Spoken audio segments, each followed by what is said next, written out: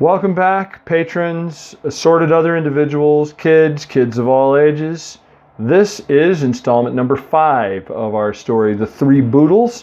When last we left our hero, he had just barely escaped from a bear with a little help from his friend Emily, and now he and his uncles are facing yet another challenge, only they don't know what it is yet. So let's find out, shall we? A cowboy hat started bobbing its way up along the top of the hill, brown with a gold band and a tassel. Must be Uncle Harvey. I stood up, brushed the dirt off my jeans, and headed up toward him. He was carrying a canteen. "Drink up," he said. "You must have solved that boodle." He looked down the hill, shading his eyes. "Didn't have to kill the girl, did you?" "Heck no," I said. "She was my friend." The uncles exchanged a look. "Some friend? It looked to me like she wanted to kill you with her stare," Uncle Harvey said. I kicked at a little stone on the ground and stared down at it. I was kind of embarrassed. "Yeah, well, she had some reasons. We worked them out." "Together?" Uncle Riggs said. I nodded. It didn't seem a thing to talk about. "So the boodle was something else," Uncle Harvey said. "Bear." Uncle Riggs chuckled low in his throat like a chainsaw starting up. "Bear?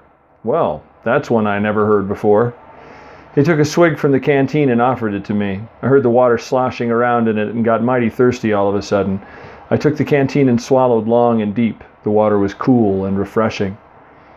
"What are these boodle things?" I said, capping the canteen and offering it back to Uncle Harvey. "Keep it," he said, waving me off, "but don't drink it all." "Kid, we've had boodles a few times. It's always, well, they're all different. How do I explain?" Uncle Riggs said, and then the mountain caved in. One minute we were standing there having a nice conversation, and the next minute the top of the hill sank down like a balloon deflating, and all the rocks and dirt and boulders and everything sank with it, including us.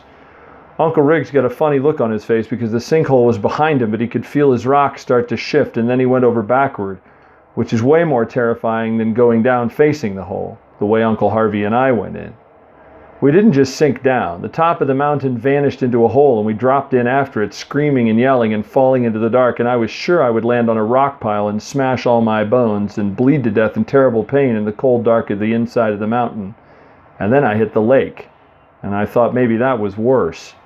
It was cold in that water, bitter, icy, freezing cold, the kind that shocks the breath out of you even if you haven't just fallen 50 feet. But I had. And when you hit the surface like that, it's like falling onto concrete. I gasped for air, my skin feeling like it was on fire, and flailed about for something to hold on to. I'm a good swimmer, but there was still rock and dirt showering down on me, and the water was so cold I couldn't imagine why it wasn't frozen.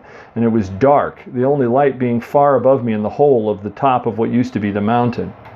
I was scared, but not so much for me. Where were my uncles? I had no idea if they could swim or not. They went fishing plenty in that rickety little boat of theirs, so maybe they could, but I'd never seen them do it, and I was terrified they'd drowned. I couldn't see them. I could hardly see anything. "Riggs!" I yelled, my voice echoing off the rock walls and ceiling. It must have been a huge cave. "Uncle Harvey!" Now, see, you get the uncle. I just get Riggs. Where does the kid come off leaving out the honorific? Nobody teaches kids respect these days. It was Uncle Riggs's voice, coming from somewhere in the dark to my left. He was gasping all through what he said, but he still said it, just as annoying as if we were back in the garage. "Lay off the kid, Riggs. That's an order," Uncle Harvey said, also gasping. "I'm here," I said, but I couldn't put anything in my voice but cold panic. "This way, son," Uncle Harvey said, and I headed for him as best I could. It turned out I wasn't very far away from him. I was with him in seconds. Uncle Harvey treaded water for a moment and pointed with a nod of his head. "There's a beach or something over this way. It isn't far. Can you make it?"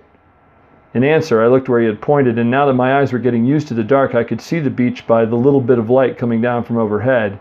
I kicked out for it and was touching sand in a few minutes. It was fine, cool sand with nothing pokey or rocky in it, like playground sand, not like beach sand. The lake lapped against it as it rose shallowly from the water. I got grit in my face as I pulled myself from the lake, and I've never been so grateful to get dirt in my face in my whole life. Uncle Riggs was right behind me, but Uncle Harvey looked like he was struggling a bit. I didn't want to get back into that water for anything, but I couldn't just let my uncle drown, and Uncle Riggs, sprawled out on the sand and gasping, wasn't going to be any help. I took a deep breath and dove back in. Uncle Harvey didn't seem any too glad to see me, but he didn't resist when I pulled on his shirt and helped him get to the beach, where he flopped down next to Uncle Riggs. "You're welcome," I said, finding my own spot to lie down on. The sand and air felt warm after the frigid chill of the water. "Cheeky kid," Uncle Riggs said. "Nobody teaches respect these days," I said, not caring if they got mad at me. But then I heard a chuckle, and the chuckle increased to a laugh, and then to a full belly laugh, and both my uncles lay there on the sand and howled. Eventually, Uncle Harvey said, "I really like this kid." "Doug," said Uncle Riggs, "you're not terribly polite, but I gotta think that's a fine thing in a kid." "We had a similar problem ourselves," Uncle Harvey said. I smiled to think of Uncle Harvey and Uncle Riggs as snotty, smart aleck kids. "So what's this Boodle about?" I said, hoping we had already solved it. "No idea," Uncle Harvey said. "I don't think we know enough yet." "See, kid," Uncle Riggs said, "a Boodle happens when you forget something important or when you make a mistake you have to fix. Like as not that girl of yours was someone you did wrong by and you needed to learn something so you wouldn't be, He stopped. "Harvey, what's a socially acceptable term for..." And he dipped his head and whispered something in his ear, but in that cave it echoed so bad I heard it anyway. I would never say it out loud, though. My mom would ground me till I was 30. "Dirtbag," Uncle Harvey said, after thinking for a second. "Dirtbag," Uncle Riggs went on. "Am I right? You were a dirtbag?" I nodded. "You could say that." "Well, okay then. Our Boodle was because we forgot something, and that was sitting around shelling peas on a perfectly good fishing, or hiking," Uncle Harvey interjected, "or sailing, or hunting, or swimming kind of day is just not a thing for us to be doing," Uncle Riggs finished. "You forgot to be kids," I said. "That's the way of it," Uncle Riggs said, collapsing back onto the sand. I thought, "That's very nice, but you're old. You can't do so much anymore." And the minute I thought this, I saw something out in the water. Uncles?" I said. "What's that?"